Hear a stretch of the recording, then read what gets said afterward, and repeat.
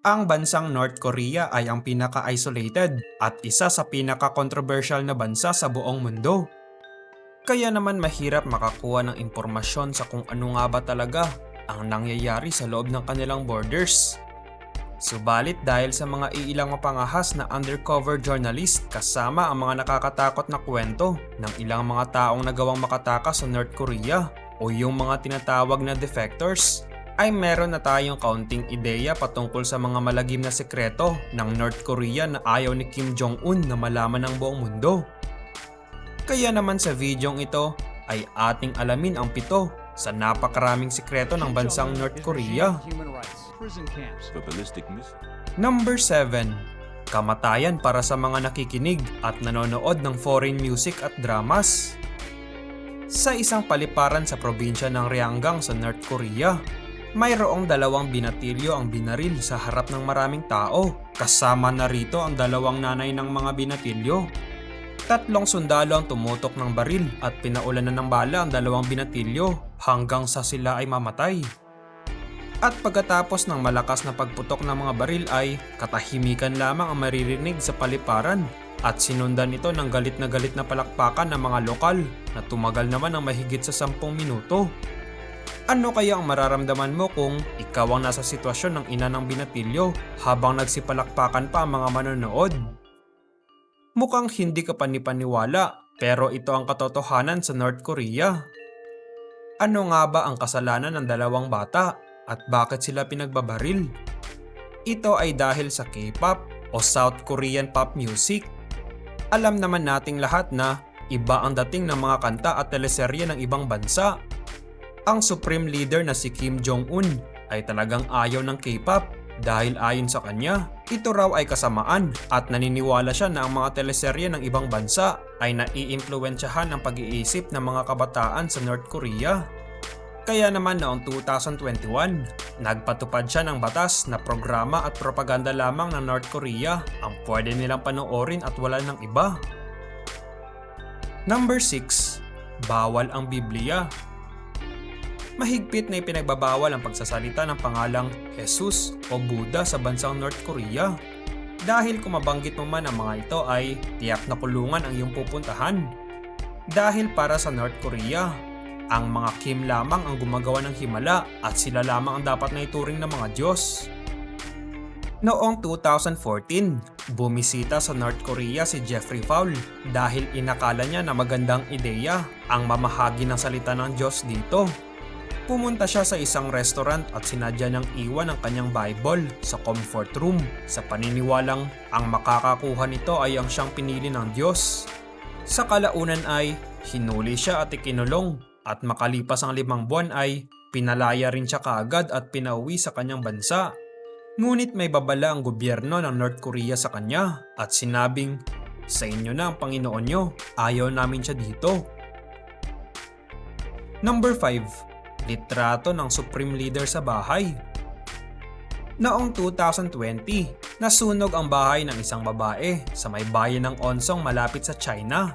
Naiwan sa loob ng kanyang nasusunog na bahay ang kanyang mga anak at habang papalaki ang sunog ay matapang niyang pinasok ang kanyang bahay at kinuha ang kanyang mga anak. Imbes na magsaya sila dahil sila ay nakaligtas, siya ay dinakip ng mga pulis. Katulad kasi ng ibang bahay sa North Korea, meron silang nakasabit na litrato ng kanilang leader sa loob ng kanilang bahay dahil ito ay isa sa kanilang mga batas. Hinuli ng mga pulis ang babae dahil nasunog ang mga larawan ng Supreme Leader dahil inuna niyang sagipin ang kanyang mga anak at hindi ang mga litrato. Isa pang pangyayari sa isang magsasakang nasunog ang bahay. Sa pagkakataong ito ay mas inuna niya ang mga litrato ng Supreme Leader kesa sa mga anak niya. Kaya naman tinawag siyang bayani. Habang nakakalungkot naman ang nangyari sa babae dahil siya ay kinulong habang ang kanyang mga anak ay nagpapagaling sa ospital. Number 4. 3 Generations of Punishment. Ang batas ng North Korea ay nagdidikta ng patakarang 3 Generations of Punishment. Ibig sabihin nito na kapag nakagawa ka ng krimen ay mamanahin ang iyong mga anak at apo ang kasalanang iyong nagawa at mapaparusahan din sila katulad mo.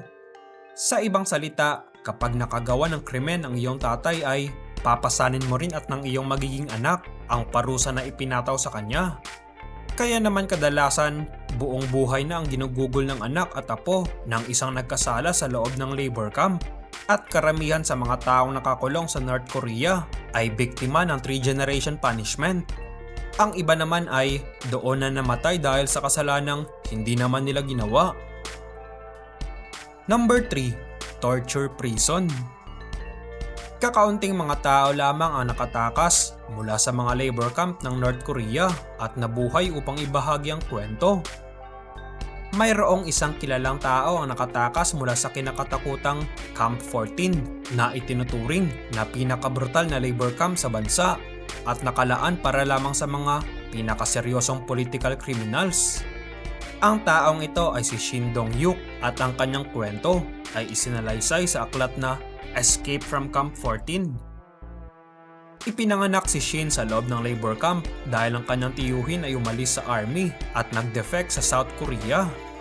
Noong siya ay 14 years old, ang kanyang ina at kapatid na lalaki ay nagtangkang tumakas.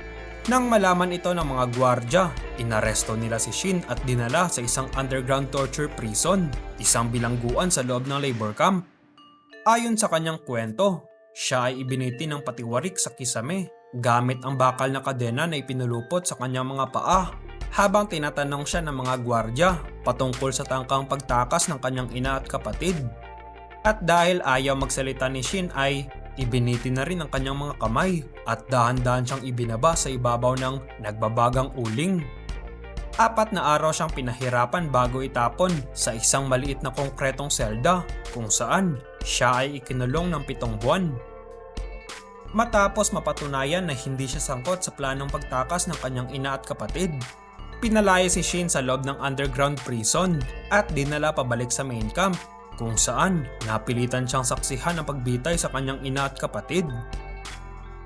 Si Shin ang tanging tao na nakatakas sa Camp 14 na nakapagbahagi ng kanyang malagim na karanasan sa loob ng kampo. Number 2. Pag-insulto o pagbatikos kay Kim Jong-un. Ang pag-insulto o pagbatikos kay Kim Jong-un at sa kanyang pamilya ay isang malaking kasalanan. Lahat ng mga naninirahan sa North Korea ay kailangang manumpa na sila ay magiging matapat at susunod kay Kim Jong-un at sa kanyang pamilya. Ang sinumang bumasto sa kanya at sa kanyang pamilya ay mananagot. Ang batas na ito ay para rin sa mga turistang pupunta sa North Korea. Ang sinumang mahuling bumastos ay makukulong, katulad ng nangyari kay Otto Warmbier. Siya ay isang American citizen na bumisita sa North Korea. Siya ay inaresto sa Pyongyang International Airport sa kadahilan ng sinubukan niyang nakawin ng propaganda poster sa kanyang hotel. Siya ay nakulong at pagkalipas ng 17 buwan, siya ay nakabalik sa kanyang bansa, ngunit hindi na siya makapagsalita o makalakad at pagkalipas ng 6 na araw, si Otto Warmbier ay namatay. Number 1. Cannibalism. Noong 1994 hanggang 1998, isang mapaminsalang famine o taggutom ang tumama sa bansang North Korea.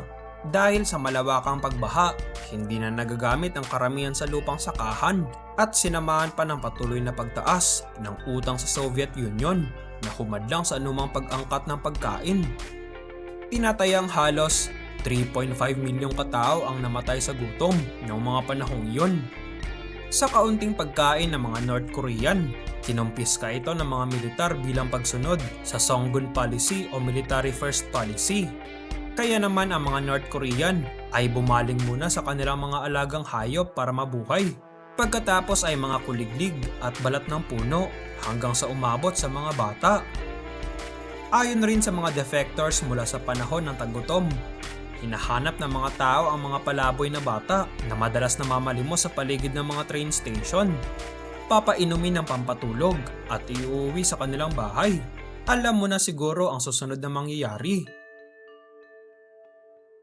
Ano naman ang masasabi mo patungkol sa videong ito? Nanaisin mo pa rin bang bumisita o magbakasyon sa bansang North Korea? Kung oo, mag-iwan lamang ng komento sa ibaba. Paki-like na rin ang video kapag ito ay iyong nagustuhan. At huwag kalimutang mag-subscribe sa channel. Maraming salamat po sa panonood.